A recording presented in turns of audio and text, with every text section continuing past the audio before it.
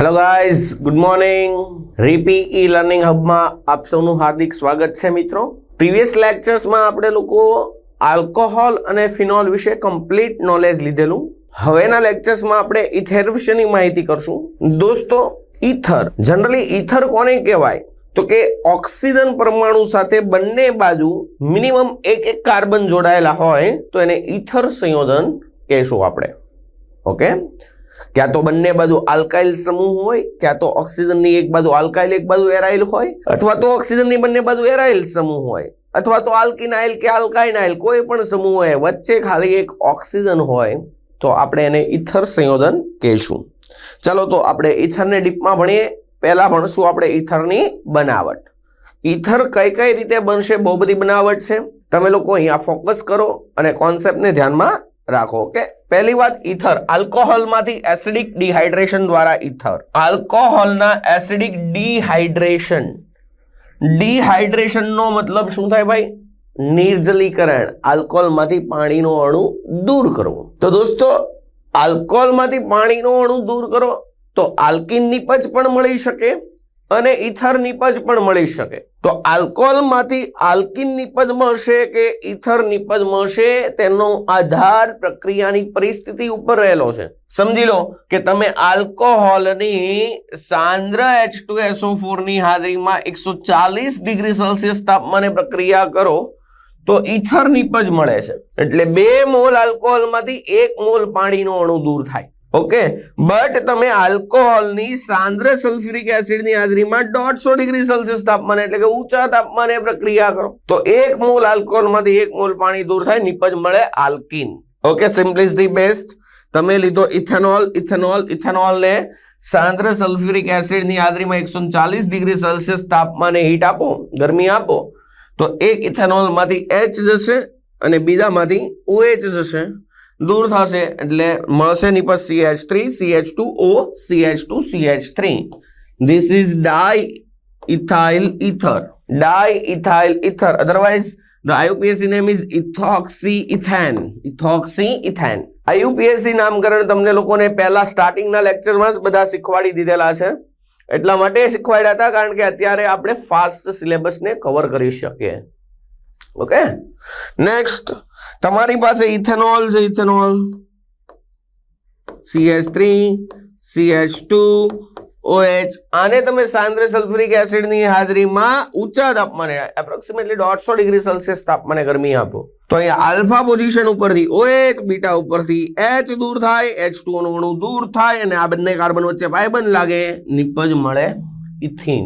સો તમારે લોકોને મેઇન ખાસ ધ્યાન રાખવાનું છે કે આલ્કોહોલની સાંદ્ર સલ્ફ્યુરિક એસિડની હાજરીમાં 140 ડિગ્રી સેલ્સિયસ તાપમાને ગરમી આપો તો ઇથર મળે. 150 ડિગ્રી સેલ્સિયસ અથવા તો ઊંચા તાપમાને, હજી પણ ઊંચા તાપમાને ગરમી આપો તો નિપજ મળશે આલ્કિન. ઓકે ઓકે, અને આમાં પણ મેજોરિટીલી દોસ્તો તમારે જે આલ્કોહોલ વાપરવાનો છે એ વાપરવાનો છે પ્રાથમિક, સેકન્ડરી અને તૃતીયક આલ્કોહોલનું નિર્જલીકરણ કરો તો વધુ પ્રમાણમાં નિપજ મળે આલ્કિન. ઓકે, વિલોપન પ્રક્રિયા થશે ત્યાં. ચાલો, આ પ્રક્રિયાની ક્રિયાવિધિ શું છે? હું ડાઇથાઇલ ઇથરની બનાવટ માટેની પ્રક્રિયા લઉં છું. તો પહેલા સ્ટેપમાં તમે લોકો શું કરશો તો કે ઇથેનોલ તમે લીધો છે,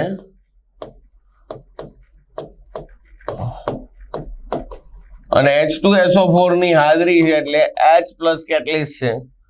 તો આ ઓક્સિજન આ H અને ઇલેક્ટ્રોન પ્રદાન કરશે અને પહેલા સ્ટેપમાં બનાવશે પ્રોટોનેટેડ આલ્કોહોલ CH3, CH2, આ OH હતો એક લોન પેર અને બીજો અહીંયા જોડાણો આ H, ઓક્સિજન ને ઇલેક્ટ્રોન આપ્યો એટલે અહીંયા થઈ ગયો O+. આને તમે કહેશો protonated alcohol. Okay, particular protonated ethanol. નામ ઉપરથી જ ખબર પડે પ્રોટોન વાળો ઇથેનોલ છે આ, હે ને? અથવા એનું સામાન્ય નામકરણ કરવું હોય તો ઇથાઇલ ઓક્ઝોનિયમ આયન. O+ હોય ત્યારે એને ઓક્ઝોનિયમ આયન કહેવાય. તો તમે આનું બીજું નામ કરશો ઇથાઇલ ઓક્ઝોનિયમ આયન અથવા ને કહેશો તમે પ્રોટોનેટેડ ઇથેનોલ. કમ્પ્લીટલી ખબર પડે છે ભાઈ? હે ભાઈ, પ્રોટોનેટેડ ઇથેનોલ બન્યો એટલે બીજા સ્ટેપમાં શું થશે? તો સિમ્પલી ઇઝ ધી બેસ્ટ. આ ઓક્સિજન ઉપર પ્લસ ચાર્જ તો ભાઈ શક્ય નથી, કારણ કે કાર્બન ઓક્સિજનમાં વધુ વિદ્યુત ઋણ કોણ? ઓક્સિજન. ઓક્સિજન ઉપર પ્લસ ચાર્જ ના આવી શકે એટલે શું થાય? તો કે આ બંને ઇલેક્ટ્રોન લઈ લે, આ ઓક્સિજન દૂર થશે પાણી અને બનશે અહીંયા કાર્બોકેટાયન CH2+. આ ઇલેક્ટ્રોન ઓક્સિજન લઈ લે એટલે કાર્બન ઉપર ઇલેક્ટ્રોન ઘટે એટલે કાર્બન ઉપર પ્લસ ચાર્જ આવશે. તો ત્યારે બીજો આલ્કોહોલનો જે અણુ હતો એ ન્યુક્લિયોફાઇલ તરીકે વર્તશે પાછો, હે ને?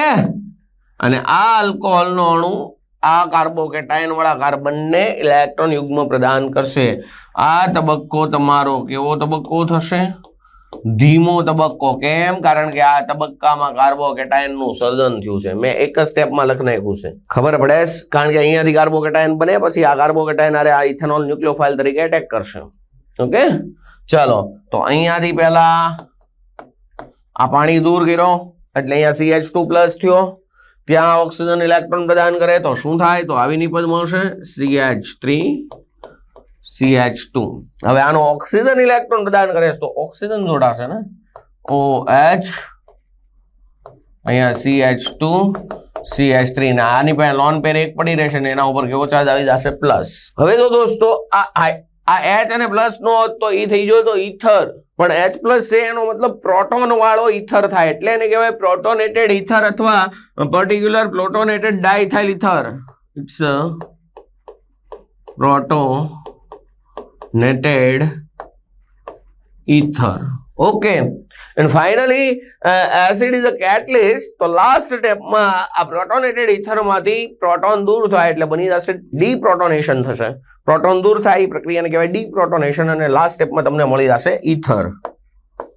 ઓકે, તો ફાઇનલી આ તમારી પાસે છે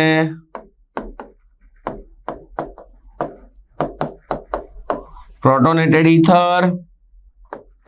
પેલો પાણી એવો આ ઇલેક્ટ્રોન લઈ લેશે, ઓક્સિજન H+ બન્યો, પાણી આને ઇલેક્ટ્રોન આપશે, પાછો શું દૂર થશે?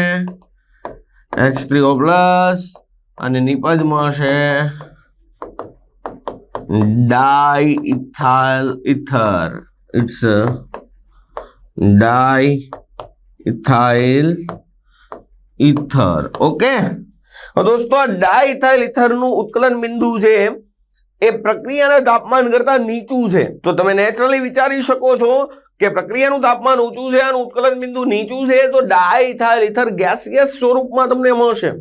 એટલે ડાઇથાઇલ ઈથર તમને બાષ્પ સ્વરૂપમાં મળશે. આ બાષ્પ સ્વરૂપમાં મળેલ ડાઇથાઇલ ઈથરને જળ શીતકમાંથી પસાર કરો એટલે ઠરે અને પ્રવાહીમાં ફેરવાય. આમ એક બાજુથી સતત ઇથેનોલ ઉમેરવામાં આવે અને બીજી બાજુથી સતત પ્રવાહી ડાઇથાઇલ ઈથર મળે એવી વ્યવસ્થા કરવામાં આવે. આ પદ્ધતિને કહેવાય કન્ટિન્યુઅસ ઇથરિફિકેશન. આ પ્રક્રિયાને કહેવાય સતત ઇથરીકરણ. આ પ્રક્રિયાને કહેવાય સતત ઇથરીકરણ. ઓકે, કમ્પ્લીટલી ખબર પડી ગઈ?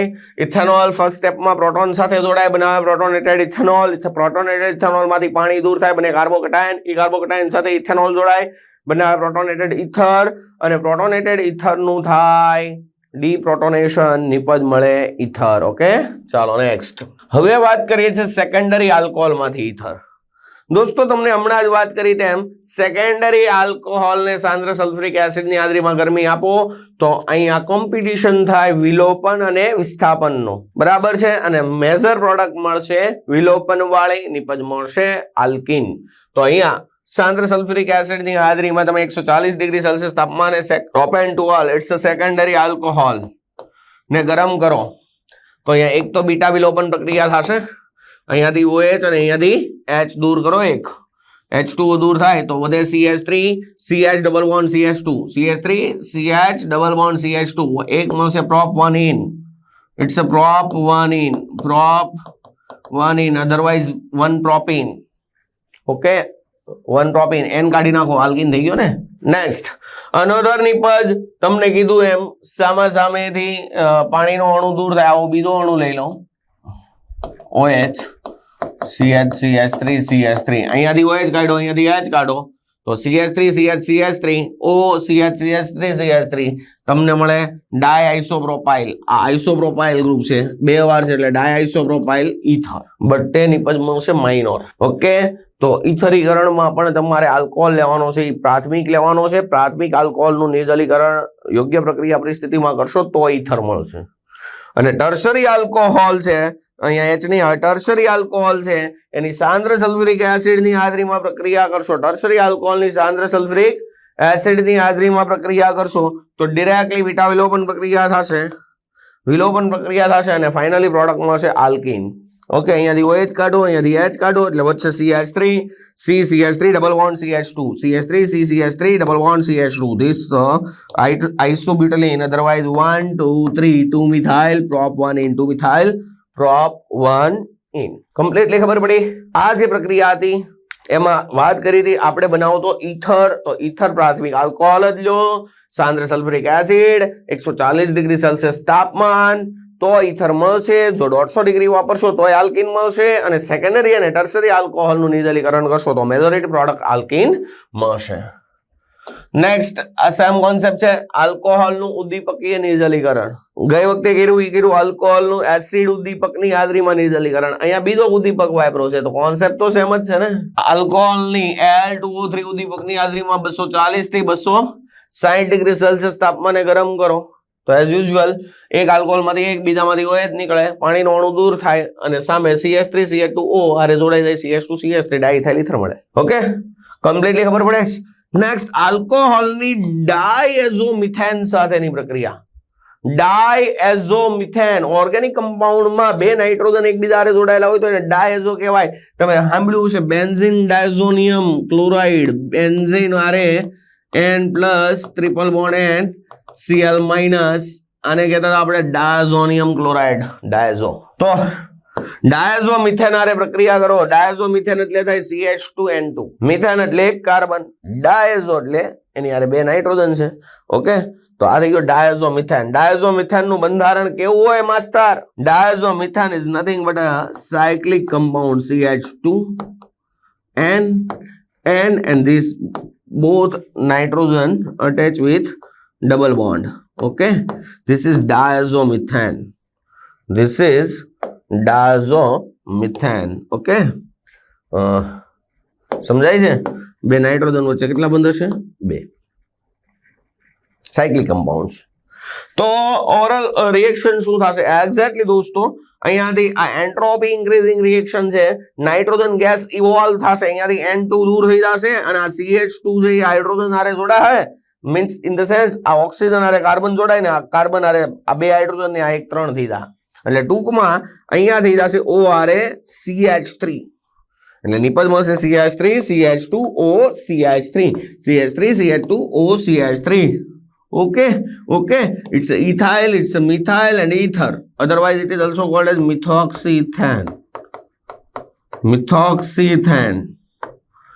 એક કાર્બન છે મિથાઇલ સમૂહ, એની યાર ઓક્સિજન, મિથોક્સિન, આ બે કાર્બન વાળો હાઇડ્રોકાર્બન, એને કહેવાય ઇથેન. તો આલ્કોહોલની ડાયઝોમિથેન સાથે ફ્લોરોબોરિક એસિડની હાજરીમાં પ્રક્રિયા કરો તો તમને લોકોને મિથાઇલ ઇથર મળે.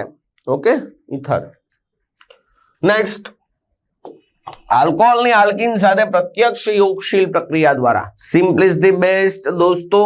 આલ્કોહોલની આલ્કીન સાથે એસિડ ઉદ્દીપકની હાજરીમાં પ્રક્રિયા કરો તો વાયા માર્કોનિકો રૂલ, વાયા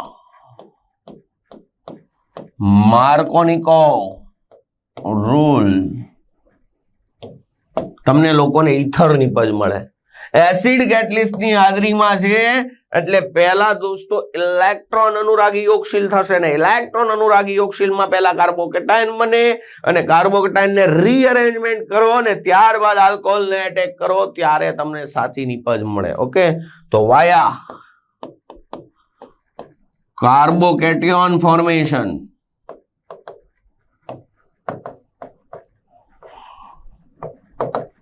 અને એ પણ કેવો વાયા સ્ટેબલ કાર્બોકેટાયન ફોર્મેશન.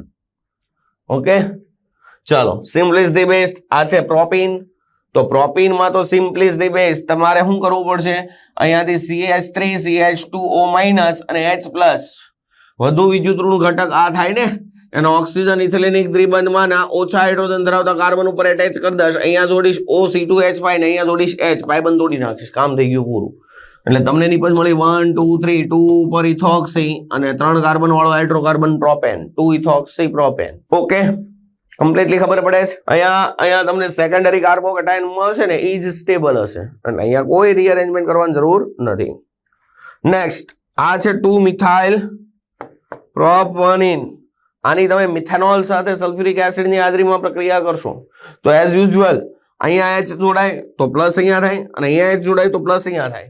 તો અહીંયા પ્લસ ચાર્જ આવે, ઈ કાર્બોકેટાયન એકદમ સ્ટેબલ બને.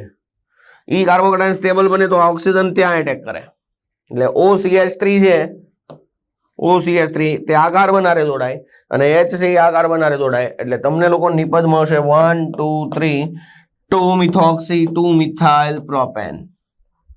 Okay, 2 methoxy 2 methyl propane. Next હવેની વાત, આ જે સવાલ છે એ મોસ્ટ ટાઈમ છે ને આવા બહુ બધા પ્રશ્નોનો સોલ્યુશન મેં તમને કરાવેલા છે પહેલા. ઓકે, તો અહીંયા શું થશે? અહીંયા H અહીંયા જોડાય તો પ્લસ અહીંયા થાય. ઓકે, અને H અહીંયા જોડાય તો પ્લસ અહીંયા થાય. તમે જ વિચાર કરો, અહીંયા પ્લસ આવે એ વધારે સ્થાયી થાય કે અહીંયા પ્લસ આવે એ વધારે સ્થાયી થાય? ઓબ્વિયસલી આ કાર્બન ઉપર પ્લસ ચાર્જ આવે એ વધારે સ્થાયી થાય અકોર્ડિંગ ટુ આ. તો પહેલા સ્ટેપમાં આવો કાર્બોકેટાયન બનશે. જો આવો આવો અહીંયા CH અને અહીંયા થઈ જાય CH3, અહીંયા પ્લસ. હવે દોસ્તો આ કાર્બનની બાજુમાં માત્ર 3 આલ્ફા હાઇડ્રોજન છે કે જે કોન્જુગેશન કરશે, હાઇપર કોન્જુગેશન. બટ કાર્બોકેટાયનની બાજુના કાર્બન ઉપર હાઇડ્રોજન હોય તો 1 to હાઇડ્રાઇડ શિફ્ટિંગ થાય. હાઇડ્રોજન નથી, મિથાઇલ છે, વાંધો નહીં દોસ્તો, 1 to મિથિલાઇડ શિફ્ટિંગ થશે. અહીંયાથી આ CH3 માઇનસ અહીંયા થાય એટલે અહીંયા આવું થશે CH3 CCH3. આ CH3 ઇલેક્ટ્રોન લઈને અહીંયા ગયો તો અહીંયા પ્લસ ચાર્જ, CH3 અને અહીંયા CH3 ને હવે અહીંયા દાખલ થાય જે આલ્કોહોલ તમે લીધો હોય OC2H5 માઇનસ. ઓકે, અહીંયા દાખલ થાય તો ફાઇનલી પ્રોડક્ટ તમને આ મળશે. એટલે જો એક વખત તમને અહીંયા OC2H5 દર્શાવેલો હશે ને અહીંયા H હશે અને બીજી પ્રોડક્ટમાં આ કાર્બન ઉપર OC2H5 હશે તો વધારે આ જ મળશે. ઓકે, જો પહેલી આ સાદો માર્કોનિકો રૂલ છે via formation of carbocation but not rearrangement. અહીંયા રીઅરેન્જમેન્ટ કરેલ છે અને પુનર્વિન્યાસ કરેલ છે અને એના દ્વારા ઇથર પ્રાપ્ત થયેલ છે. આ નિપજ મુખ્ય પ્રોડક્ટ મળશે અને આ અપેક્ષિત ઇથર છે.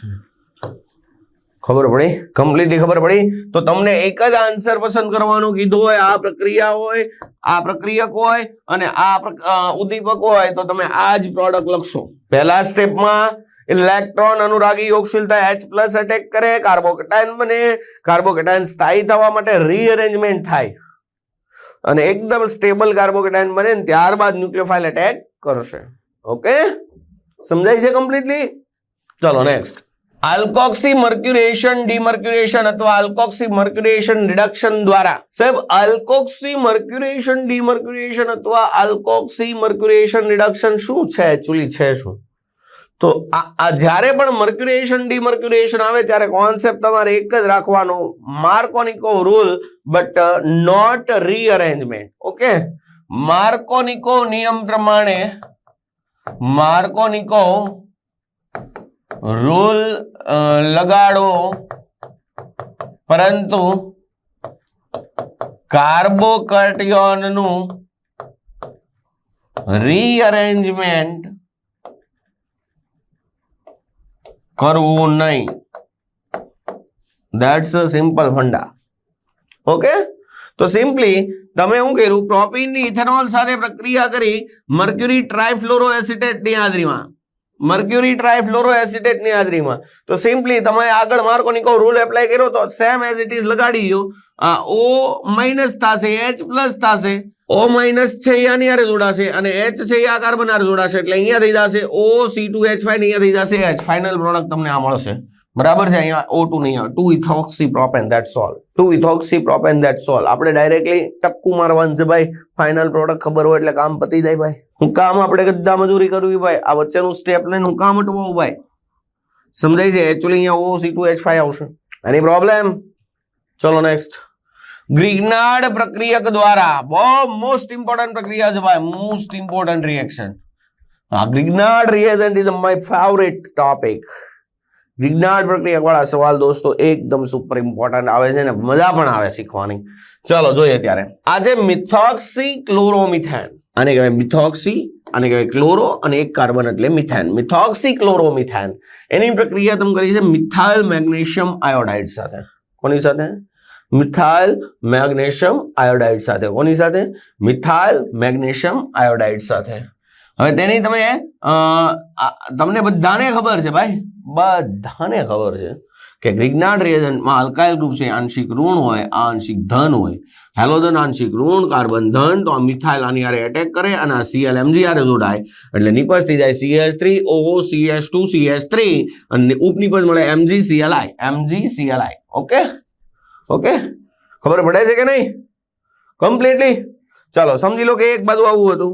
ડોન્ટ વરી બેન્ઝીન OCH2Cl અને આની પ્રક્રિયા હતી CH3 CH2 MgCl આરે. ડોન્ટ વરી, અહીંયાથી Cl ઉડાડો, CH2 CH3 આ કાર્બન આરે જોડો, નિપજ મળે બેન્ઝીન ઉપર O CH2 CH2 CH3 અને MgCl2. Okay, concept clear?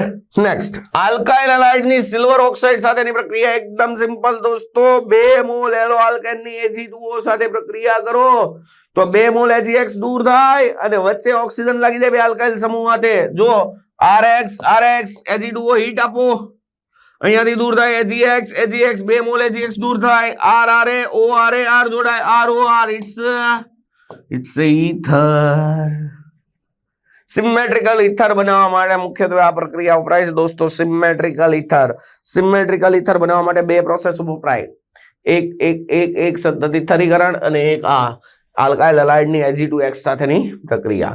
સમજી લો કે તમે આયોડોઇથેન સાથે પ્રક્રિયા કરી Ag2O in presence of heat, તો 2 મોલ AgI દૂર થશે, CH3 CH2O CH2 CH3 થઈ જશે, ડાઇથાઇલ ઇથર મળશે. સમજ में आला? पक्का आला? नेक्स्ट, Williamson ether संश्लेषण. It's the most important reaction. What is the key point? What is the key point of this reaction? Key point, my dear friends, haloalkane is reacted with the sodium alkoxide via SN2 mechanism. So alkoxide is your nucleophile. SN2 કોના ઉપર આધાર રાખે? હેલોઆલ્કેન માં જે આંશિક ધનભારિત carbon હોય એના ઉપર રહેલી ગીચતા વધુ તો SN2 નો થાય. એટલે હેલોઆલ્કેન તમારે લોકોને લેવાનો છે કેવો? પ્રાઇમરી, સેકન્ડરી કે ટર્સરી હેલોઆલ્કેન લેશો તો SN2 રિએક્શન નહીં થાય. એમાં હારે તમારે યારે સ્પર્ધા કરશે એલિમિનેશન રિએક્શન, ફાઇનલ નિપજ મળશે આલ્કીન, તમારે મેળવશે ઈથર. સો અહીંયા તમારે SN2 રિએક્શન જ કરવી પડશે. તમે સોડિયમ આલ્કોક્સાઇડ વેધર પ્રાઇમરી વાપરો, સેકન્ડરી વાપરો, ટર્શરી વાપરો, એરોમેટિક વાપરો, કોઈ પણ વાપરો, પણ હેલો આલ્કેન તો તમારે લેવો પડશે પ્રાથમિક જ. અહીંયા થાય દૂર NX દૂર થાય, R જોડાઈ જાય. That is your concept, it's ether. Okay, suppose R-OH 2Na શું થયું પ્રક્રિયામાં? તો એ તો સિમ્પલ. પહેલા તો તમે શું બનાવ્યું? Sodium alkoxide R-ONA plus H2 આલ્કોહોલની સોડિયમ ધાતુ હારે પ્રક્રિયા કરો તો સોડિયમ આલ્કોક્સાઇડ મળે અને હાઇડ્રોજન વાયુ મુક્ત થાય. આ સોડિયમ આલ્કોક્સાઇડની RX સાથે પ્રક્રિયા કરો વાયા SN2 મિકેનિઝમ. તમને બધાને ખબર છે હેલો આલ્કેનમાં હેલોજન આંશિક ઋણ હોય, આલ્કાઇલ આંશિક ધન હોય. ઓકે, અને અહીંયા સોડિયમ આંશિક ધન, આ O આંશિક ઋણ, તો આ O છે એની ઉપર એટેક કરે, લિવિંગ ગ્રુપ નીકળી જાય, NX દૂર થાય, R-OR જોડાઈ જાય, R-ONA CH3CH2Br, Br આંશિક ઋણ, કાર્બન આંશિક ધન, Na ધન, R ઋણ, અહીંયા આવે Br નીકળી જાય, NaBr દૂર થાય, કામ પૂરું થાય. શું થાય? કામ પૂરું થાય. અહીંયા ધારી લો કે R' તરીકે તમે લીધો CH3CH2, તો અહીંયા થઈ જાય CH3CH2O CH2CH3, it's ડાઇથાઇલ ether. Okay, સમજી લો તમે સોડિયમ તૃતીયક બ્યુટોક્સાઇડ લીધો, આ તમે આલ્કોક્સાઇડ પ્રાઇમરી લો, સેકન્ડરી લો, ટર્શરી લો, નોટ ટુ વરી, કારણ કે ત્યાંથી તમારે ફાઇન્ડ આઉટ કરવાનો છે ન્યુક્લિયોફાઇલ. આ ઋણ બનશે, આ ધન બનશે, આંશિક ઋણ, આંશિક ધન, આંશિક ધન ઉપર આખો ન્યુક્લિયોફાઇલ એટેક કરશે અને લિવિંગ ગ્રુપ કોણ નીકળી જાય? બીઆર. એને બીઆર દૂર થાય અને આ OR આ CS3 જોડાઈ જાય, તમારી નિપજ કમ્પ્લીટ થઈ જાય. ખબર પડી? આને કહેવાય તૃતીયક બ્યુટાઇલ મિથાઇલ ઇથર. આ સામાન્ય નામ છે. પડી? અરે તમે અહીંયા સોડિયમ ફિનોક્સાઇડ લો, નોટ ટુ વરી. અહીંયા તમે લીધો બ્રોમો મિથેન, આંશિક ઋણ, આંશિક ધન, ધન ઋણ, અહીંયા એટેક કરશે, બીઆર નીકળી જાય, ધેટ્સ ઓલ. નિપજ મળશે બેન્ઝીન ઉપર OCH3. બેન્ઝીન ઉપર OCH3 ને કહેવાય એનિસોલ. શું કહેવાય? એનિસોલ. નેક્સ્ટ, સોડિયમ મિનોક્સાઇડ ની બ્રોમો ઇથેન સાથે પ્રક્રિયા કરો, don't worry. Heat via SN two reaction, આંશિક ધન, આંશિક ઋણ, ઋણ ધન, આ ઋણ આની યારે એટેક કરશે, બેન્ઝીન ઉપર OCH2 CH3 મળશે ઇથોક્સીબેન્ઝીન, also called as phenidol. Okay, sodium monoxide reacted with the allyl bromide, don't worry. આંશિક ધન, ઋણ, SN2, અહીંયા તો વિષમ વિભાજન નો થાય, યાદ રાખજો. અહીંયા વિભાજન નો થાય, આ બીઆર ની હાજરીમાં જ આ O એટેક કરશે આની ઉપર, પછી બીઆર નીકળશે, એને બીઆર દૂર થાય એટલે બેન્ઝીન ઉપર O CH2 CH double bond CH2. Okay, ચાલો નેક્સ્ટ. આ રિએક્શન આપણે લઈ લીધી હમણાં. તે ફરક ખાલી એટલો હતો, ત્યારે અહીંયા બ્રોમો મિથેન લીધો હતો, એને બદલે અત્યારે લીધો બ્રોમો ઇથેન. બટ આ પ્રક્રિયા જો ટર્શરી આલ્કાઇલ હેલાઇડ લીધો મેં, tertiary alkyl halide, it's a tertiary butyl bromide, tertiary butyl bromide, અને સામે લીધો સોડિયમ ઇથોક્સાઇડ, સોડિયમ ઇથોક્સાઇડ. તો રાઈટ નાવ SN2 તમારે કરવું હોય તો આંશિક ધન છે, આંશિક ઋણ છે, આ O માઇનસ Na પ્લસ આ કાર્બન ઉપર એટેક કરાવવાનો છે. SN2 માં તમારે શું હોય? હેલોજન ની વિરુદ્ધ દિશામાંથી ન્યુક્લિયોફાઇલ એટેક કરે તો અહીંયાથી અહીંયા આવે તો અહીંયા એને અવરોધ નડે છે, એટલે સરળતાથી SN2 નહીં થાય. તો અહીંયા શું થશે? તો આ ન્યુક્લિયોફાઇલ ની હારે હારે એના તરીકે વર્તે બેઝ. અવરોધ છે, અવરોધ. એ કોઈ પણ એક કાર્બન ઉપર એટેક કરશે, ત્રણે ત્રણ કાર્બન હરખા છે, એક કાર્બન ઉપર એટેક એક પ્રોટોન ખેંચી લેશે, આ બેઝ તરીકે વર્તશે. આ CH3 માંથી ધારો કે એક H પ્લસ પકડી લીધો તો દૂર થાય CH3 CH2OH, અને અહીંયા થઈ જાય CH2 માઇનસ, ઈ માઇનસ નો ઇલેક્ટ્રોન અહીંયા જાય અને આ લિવિંગ ગ્રુપ નીકળી જાય, એટલે અહીંયા નિપજ મળશે alkene, alkene, alkene, alkene, alkene. વિલોપન પ્રક્રિયા થાય દોસ્તો. ખબર પડે છે? અત્યારે આ ન્યુક્લિયોફાઇલ તરીકે નહીં વર્તે, બેઝ તરીકે વર્તશે. અને બેઝ તરીકે વર્તે તો અહીંયા કોઈ પણ આ CH3 માંથી ધારો કે અહીંયાથી H પ્લસ પકડ્યો એને તો CH2 માઇનસ વાળો ઇલેક્ટ્રોન આપે અને લિવિંગ ગ્રુપ દૂર કરે, ટૂંકમાં નિપજ મળશે આલ્કીન. ઓકે, ચલો નેક્સ્ટ. સેકન્ડરી આલ્કાઇલ હેલાઇડ લો, તાપમાન લીધું તમે અને સોડિયમ ઇથોક્સાઇડ લીધો, તો અહીંયા તમારે કોમ્પિટિશન થશે, વિલોપન અને વિસ્થાપન, વિલોપન અને વિસ્થાપન, વિલોપન અને વિસ્થાપન. દોસ્તો બે ક્રિયા થશે, બે નિપજનું મિશ્રણ મળશે, પણ યાદ રાખો SN2 પ્રાઇમરીમાં જ વધારે થાય તો આમાં વિલોપન વાળી નિપજ વધારે મળશે અને વિસ્થાપન વાળી નિપજ ઓછી મળશે. તો એઝ યુઝ્યુઅલ આ અત્યારે કેન્દ્ર અનુરાગી તરીકે વર્તશે અને બેઝ તરીકે પણ વર્તશે. મોટા ભાગે એના તરીકે વર્તશે. બેઝ તરીકે વર્તે તો અહીંયાથી ધારો કે એને પ્રોટોન લીધો, અહીંયાથી CH2 માઇનસ થયો, ઇલેક્ટ્રોન આપે, બીઆર નીકળી જાય એટલે નિપજ મળે CH2 ડબલ બોન્ડ CH3, એક નિપજ મળે પ્રોપીન. અને બીજામાં આ વિરુદ્ધ દિશામાંથી એટેક કરે કાર્બન ઉપર અને આ ઋણ વિદ્યુત વાળી બ્રોમિન નીકળી જાય, વિસ્થાપન થાય તો નિપજ મળે CH3 CH2O, એની હારે CH, એની હારે બે CH3, CH3 CH2O, એની હારે CH, એની હારે બે CH3 ઇથર મળે. પણ અહીંયા આ મુખ્ય નિપજ મળે અને આ ગૌણ નિપજ મળે. તો દોસ્તો વિલિયમસન ઇથર સંશ્લેષણમાં મેઇન કી પોઈન્ટ, આલ્કોક્સાઇડની હેલો આલ્કેન સાથે પ્રક્રિયા કરો. આલ્કોક્સાઇડ કોઈ પણ હોય, પ્રાથમિક, દ્વિતીયક, તૃતીયક, હેલો આલ્કેન પ્રાથમિક જ લ્યો તો જ ઇથર નિપજ મળે. જો હેલો આલ્કેન તૃતીયક લીધો તો ફાઇનલ પ્રોડક્ટ વિલોપન વાળી જ મળે અને જો એલો આલ્કેન દ્વિતીયક લીધો તો વધુ નિપજ આલ્કીન, ઓછી નિપજ ઈથર. ઓકે, કમ્પ્લીટલી ખબર પડી. ચાલો next example same as usual. તમે જોઈ શકો છો આ બરાબર છે. આઇસોપ્રોપાઇલ બ્રોમાઇડની સોડિયમ આઇસોપ્રોપોક્સાઇડ સાથેની પ્રક્રિયા કરી છે તમે લોકોએ.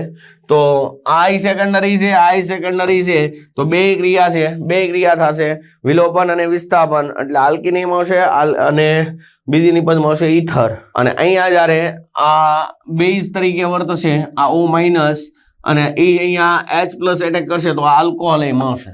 ઓકે, ચલો નેક્સ્ટ. બીજી પ્રક્રિયા છે સોડિયમ ફિનોક્સાઇડ ની બ્રોમોબેન્ઝીન સાથેની પ્રક્રિયા થતી નથી. કારણ હું દોસ્તો, હેલો એરિન સાથે SN1 કે SN2 પ્રક્રિયા સરળતાથી થતી નથી. યાદ કરો, haloarene not give SN1 as well as SN2. Okay, ચાલો લાસ્ટ. સોડિયમ આલ્કોક્સાઇડ ની ડાયઆલ્કાઇલ સલ્ફેટ સાથે પ્રક્રિયા કરો. ડાયમિથાઇલ સલ્ફેટ લીધો, ડાયઆલ્કાઇલ સલ્ફેટ તરીકે ડાયમિથાઇલ સલ્ફેટ. એકચ્યુઅલી H2SO4 ની બદલે CH3 twice SO4. તો બહુ સિમ્પલ વસ્તુ છે. અહીંયાથી 2 વખત 2 મોલ લેવાના, 2 એને દૂર કરવાના, નહીં 2 જગ્યાએ CH3 દાખલ કરજો અને ઉપનિપદ તરીકે દૂર કરો Na2SO4. ધેટ્સ ઓલ, કામ પૂરું. CH3 CH2 ONA, CH3 CH2 ONA એની પ્રક્રિયા CH3 twice SO4 કરો તો એને નીકળે, એને બદલે CH3 આવે, કામ પૂરું થઈ જાય. ઓકે, આ તો ખાલી બંધારણ આવી રીતે બતાવેલું છે ને એટલે હાર્ડ લાગે, બાકી કાંઈ છે નહીં. ઓકે, તો આ સાથે દોસ્તો આપણે લોકો ઈથરની બનાવટ કરીએ છીએ સંપૂર્ણ પૂરી. કાંઈ પણ તકલીફ હોય રિવિઝન કરો, સાહેબનો કોન્ટેક્ટ કરો, પણ જબરદસ્ત તૈયારી કરો અને જે ટોપિક તમે લોકો શીખો છો સાથે સાથે તમને આપેલી શીટમાં આપેલી હોય તેમાંથી MCQ સોલ્વ કરો, જેથી કરીને તમારો કોન્ફિડન્સ લેવલ ઓટોમેટિકલી બૂસ્ટ થાય. કેમેસ્ટ્રી એક એવો સબ્જેક્ટ છે દોસ્તો, ભણશો ત્યારે બધું જ આવડશે. ત્યારે તમને એમ થશે સાહેબ બોલે છે બધી જ વસ્તુ આપણને ખબર પડે છે, પણ સાલું MCQ માં ટપ્પો પડતો નથી. સાથે કરો. આજે જે કોન્સેપ્ટ ચાલેલા છે એ કોન્સેપ્ટના રિલેટેડ MCQ આજના જ સોલ્વ કરો. ભલે 5 કરો પણ કરો. જાતે MCQ સોલ્વ કરશો તો તમારો કોન્ફિડન્સ લેવલ બૂસ્ટ થશે. ઓકે ડિયર, તો આ સાથે આજનો લેક્ચર આપણે પૂર્ણ કરીએ છીએ. All the best.